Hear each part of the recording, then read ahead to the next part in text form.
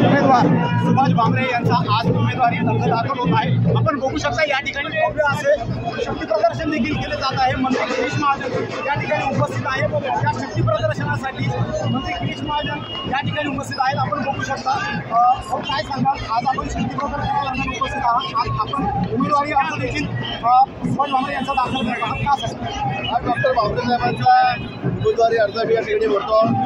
आज तिसऱ्यांदा 2 वेळा भामरे खासदार होते, तिसऱ्यांदा खासदारकीसाठी उभे राहिलेले आहेत आणि आपण बघतात गर्दी एवढा जल्लोष कार्यकर्त्यांमध्ये प्रचारामध्ये या ठिकाणी आहे। एवढ्या मोठ्या संख्येमध्ये पहिल्यांदा ही रॅली मला धुळ्यामध्ये घेतली असेल आणि गोकाट मागचे एवढ्या तोडून मोठ्या मताधिक्याने भामरे साहेब पुन्हा लोकसभेवर जातील आणि मोदींना पुन्हा तिसऱ्यांदा आम्हाला या देशाचं पंतप्रधान करायचं आहे।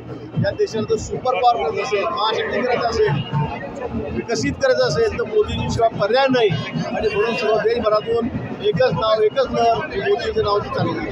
तिसऱ्यांदा ही उमेदवारी जाहीर करण्यात आलेली आहे। त्यावेळेस किती मागचे 3 टर्मचे खासदार भाजपच्या त्यावेळेला तिन्ही वेळेच्या रेकॉर्ड तोडतील आणि मोठ्या मताधिक्याने भाजपच्या पुन्हा या ठिकाणी लोकसभेत निवडून जातील। त्यावेळेस महाविकास आघाडीचं देखील आव्हान आहे, त्याचबरोबर वंचितचं देखील उमेदवारी आलेला आहे। काय सांगतो महाविकास आघाडीचं कुठेही आव्हान आपल्याला नाही आहे, या ठिकाणी आपल्याला कळेल किती मतांनी कुठलं आव्हान होतं। नक्कीच जर आपण बघितलं तर मोठ्या मताधिक्याने सुभाष भामरे हे नक्कीच निवडून येतील असा विश्वास मंत्री गिरीश महाजन यांनी व्यक्त केला आहे। यावर भूषण आहे साम टीव्ही।